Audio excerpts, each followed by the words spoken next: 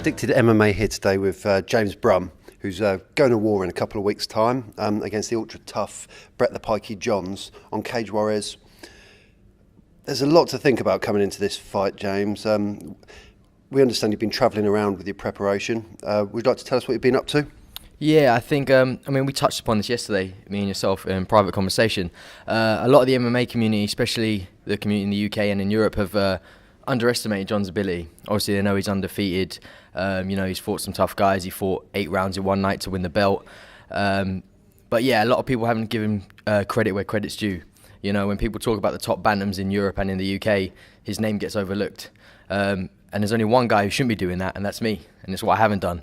As soon as I knew I'd be fighting Johns previously in December in Newcastle, I went straight over to Team Alpha Male to train for 4 weeks to prepare against, the best guys, arguably, pound for pound fighters in the world, and the best wrestlers, not just in the American divisions, but also in the UFC. And obviously, unfortunately, Johns got injured. I came back. I thought it was important to stay active. So I fought Marat Pekov December 14th over in Jordan, won that fight over 3 rounds.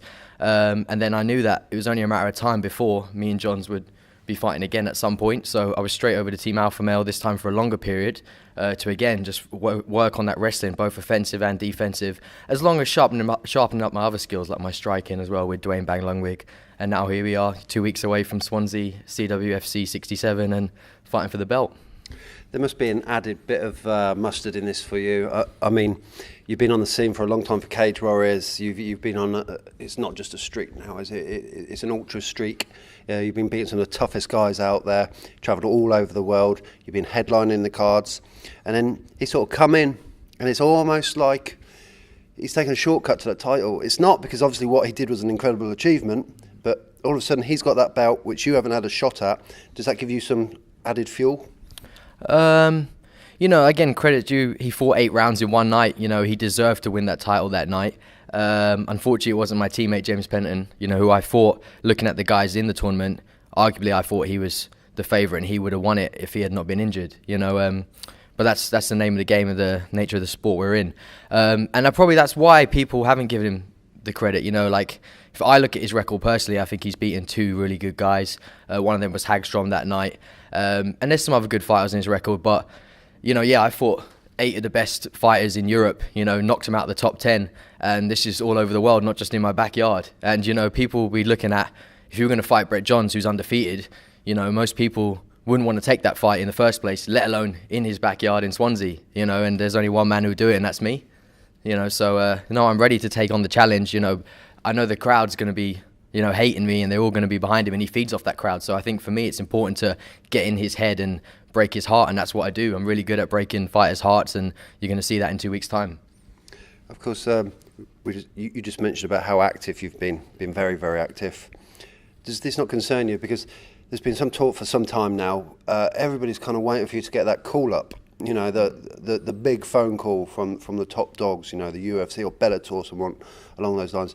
Do you not worry with the amount that you have been fighting, the amount that you've been training, that it could be one of those phone calls that says, can you make it in 2 weeks' time? Because you wouldn't turn it down, would you? This is a scenario that comes up all the time. Even when, for example, when I made my Cage Warriors debut, people were already talking about me fighting for the belt. And at the time, Paul McVeigh had the belt. It was he made it what it is today by holding on to it for so long, and legitimizing that belt. And I was like, guys, I've just entered into Cage Warriors. I've only just made my debut, and then I fought the next fight, and it was the same thing. And then it was 3-4 fights in. You're on a 4-fight win streak, a 5-fight win streak. When are the UFC going to call you? And it's like, for a certain amount of time, I did think about it. It was this whole, why haven't they called? Like, literally, my hand was raised, and I'd be like, where's the call? Where's my mobile? Surely Dana or Sean Shelby's going to be there. And then it gets to you. You're like, why haven't they called? What do I have to do?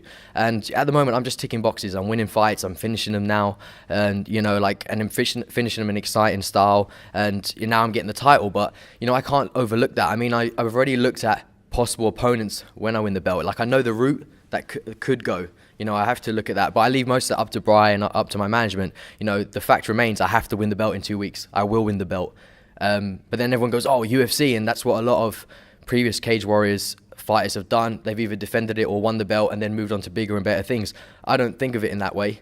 The belt is more to me than just the gold and then the leather strap. It means a lot more. It's over 6 years of sacrifice, dreams, tears, blood, you know, having no money. Literally, I got a bank alert on Monday saying you're minus £3,077 in your bank account, you know, so which leaves me with £80 and 37 pence or something, you know, for me for the next 2 weeks, you know, and I've reduced my work shifts so I can get good night's sleep for the next 2 weeks, because basically this is make or break for me. But I'm not looking at or depending on a UFC call to change that.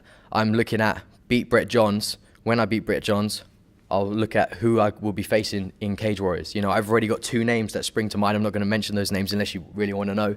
But again, yes, you really want to know? Okay, well, first of all, like I said, win the belt. That's the main thing. Beat Brett Johns within 5 rounds, and I don't see it going 5 rounds. So beat Brett Johns within 5 rounds, get my hand raised, have Graham Boylan put that belt around my waist, and then I'll look at the 2 names. And one of them I think is Corey Tate. Obviously, it would be great to fight him and get some redemption for my teammate, James Penton. But I think the man that will be the guy I will be facing will probably be Ronnie Mann.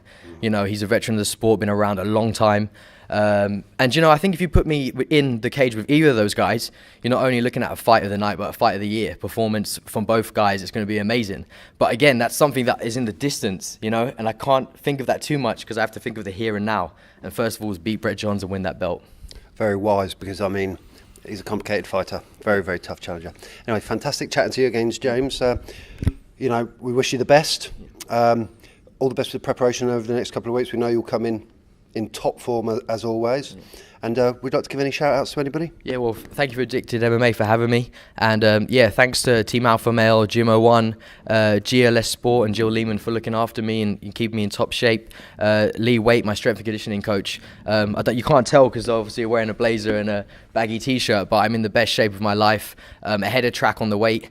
Fitness is amazing over 5 rounds. You know, just been sparring with Vaughan Lee, Bradley Scott, you know, which is crazy weight difference. Obviously Phil Harris, you know, Brad Pickett, and obviously the boys at Team Alpha Male. It's great to hear TJ Dillashaw's getting his shot against Burrell. I think that's an awesome fight, and I actually think he can do it. So I'll be looking forward to that. Yeah, and everyone that's helped me. Dave Rowan out at Team Alpha Male for letting me stay with his family. And if I've missed anyone, I apologise. Gareth Johnson's, Brian Adams, and good luck to all the Gym 01 guys fighting tonight on Shock and Awe.